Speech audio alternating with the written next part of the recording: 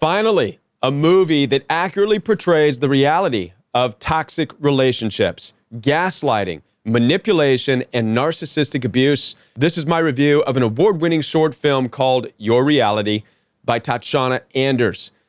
Now, when it comes to spreading awareness about toxic relationships and narcissistic abuse, there is no shortage of creative content on YouTube, especially in light of the recent tragic events surrounding Gabby Petito and Brian Laundrie and many others. Most of the content that's being made for you comes in the form of what's called armchair counseling or life coaches. You've got the likes of Richard Grannon, Melanie Tanya Evans, Michelle, the Little Shaman, the Royal We. There's also doctors and psychologists who are doing the same thing. You have Dr. Les Carter, Dr. Ramani, even Dr. Grande is doing his part to dip his feet in the murky water that is narcissistic abuse. What's equally as impressive is when people of an entirely different skill set use their unique gifts and skills to spread awareness in their own way. And this is exactly what Tatiana Anders, a UK-based filmmaker, is doing with her movie, Your Reality. She's using her skills as a writer, producer, and an actress to bring a powerful message about toxic relationships, gaslighting, and manipulation. And there's a lot that we can unpack in this movie. I'll be sure to include the link to the movie in its entirety down below.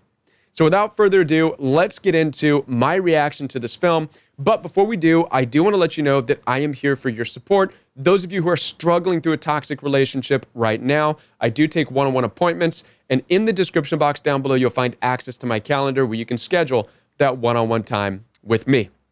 Now then, let's get into Your Reality, a short film by Tatiana Anders. Now, the opening scene, we are introduced to Alicia, played by Tatiana Anders, who is a good-looking yet highly anxious girl in the story. I'm impressed that this character attribute of anxiousness is included. It recognizes a vulnerability that can become targeted by a narcissistic person, and later we'll get to see where her anxiousness comes from. Alicia doesn't have money for her coffee, and the coffee barista seems to be a jerk about it, which adds some realistic elements to the film right off the bat. The fact that jerks are everywhere, even Starbucks. But the experience of the jerkiness is often a matter of perception. To a highly anxious person, it could be exaggerated, while to someone who's less anxious, it might not be noticed or it could just be dismissed. In this case, we see it exaggerated to show how it raises Alicia's anxiety. Suddenly, she is saved by a not-so-good-looking guy, Mark, who happens to be there. Now, this is a true-to-life scenario. He steps in to buy Alicia's coffee. But when we consider Alicia's anxiety, it's more than just buying coffee. It's a hero who steps in and fights off that mean barista and saves her day, which wins her attention and her phone number. Now, the next scene takes us into the insecurities that cause Alicia's anxiety. She talks about how her own mother views her as selfish and somehow unable to find a good man. Again, this is an incredibly important aspect to understand the vulnerability of a person that actually allows narcissistic abuse to happen. I really appreciate that this movie has taken the time to address the victim's own issues, rather than just create a horror flick about an evil narcissist, which would be too easy to do. Instead, the movie shines a light on what makes someone vulnerable to narcissistic abuse in the first place. Now, we get to go on a first date. This not-so-good-looking dude, Mark, goes into immediate love bombing, in which he seems charming and just perfect. The look, the feel, the vibe of this guy gets you sucked into believing he's really cool.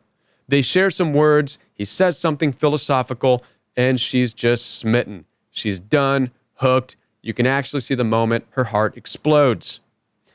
In the next scene, it cuts right into Alicia moving in, which this transition actually reflects the actual speed at which these toxic relationships move. Oftentimes, from meeting to a dinner to sex to moving in, just that quick. Now let the red flags begin. We get introduced to Mark's controlling nature when she mentions going out with a friend she hasn't seen in a while, and Mark immediately shows disappointment, giving us a look at narcissists' desire to be the most important, if not the only important thing in the world, showing us that narcissistic people truly are like children with new toys. When they get something new, They don't like to share. And they go into a pity party, which isn't good for Alicia's anxiety. She reacts with vulnerability by being apologetic and accommodating him. Next, we get a glimpse that Alicia is becoming more and more anxious, walking on eggshells.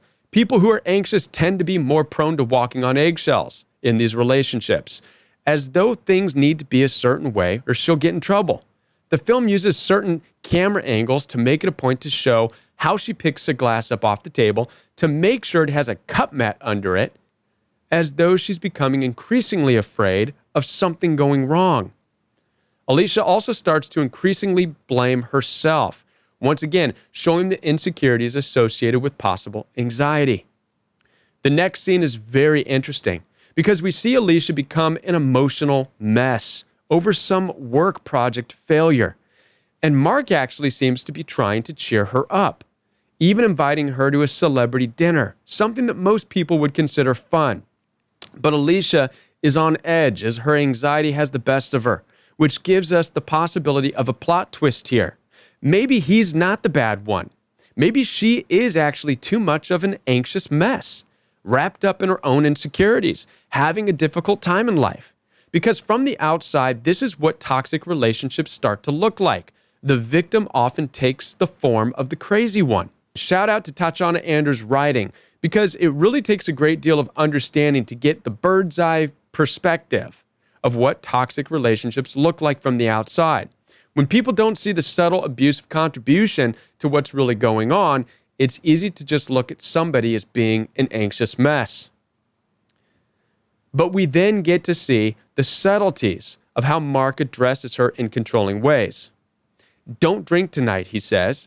I don't want to be embarrassed by you. Obviously hitting that self-conscious nerve. This shows us an accurate portrayal of the subtle words that narcissistically abusive people use to deteriorate a person's confidence over time. In the next scene, they wake up and Mark goes straight for the jugular. Typical narcissistic rage about her embarrassing behavior at the party the night before, which triggers her anxiety. As she pours her confusion out to a friend over the phone, she suddenly gets hit with the one thing we all dread. Her closest friend has already been contacted by Mark. And of course, the friend says, he really cares about you and is concerned, throwing the addition of triangulation into the story. This is a common tactic of narcissists in an attempt to minimize a person's outside support and ultimately isolate them from others. The next scene cuts to what seems to be everything back to normal. No one is hurt, angry, just getting ready for the day. This is an accurate portrayal of the outside view, that things are okay. It's also consistent with the up and down nature of toxic relationships. Let's face it, people don't stay in toxic relationships because it's a nonstop horror movie. No, it's actually horror followed by confusing normality, which creates confusion. No one sees it as nonstop horror until after they leave the relationship. Suddenly, Alicia goes into anxiety and lashes out at Mark to help her find something. Important look that Mark gives Alicia in this scene. How dare you? Narcissists do keep score, and I want to believe that the film is including this moment as to prepare us for what's to come. In the final scene, she is drinking, waiting for him to come home, and upset because she's been fired at her job.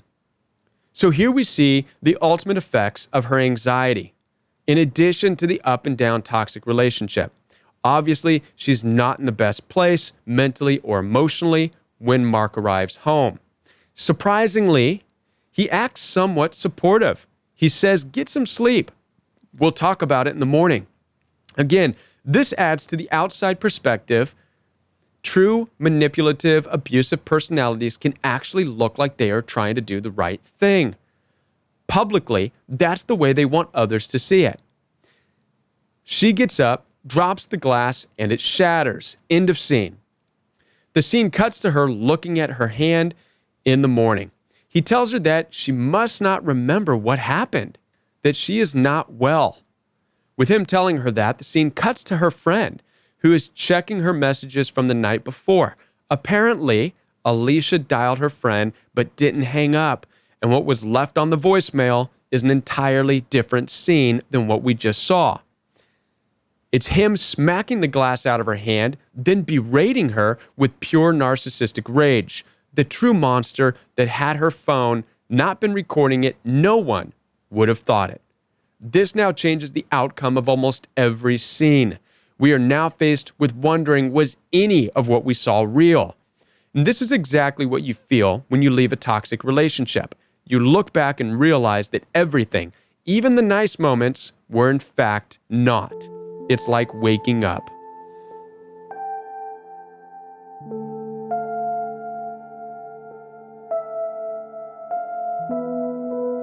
Again, I put the link to the film down below in the description box where you can watch the movie in its entirety, and I encourage you to do so you can pull from it a lot of the subtleties and relate it to your story. As always, I am here for your support. Down in the description box, you'll find access to my calendar where you can schedule one-on-one time with me. Telephone calls, WhatsApp, FaceTime video calls, and text message consultations are available for you. In addition to that, Monday night is Royal We Live Chat. Saturday is Royal We Fellowship, and I'll be back with more videos for you right here on the Royal We.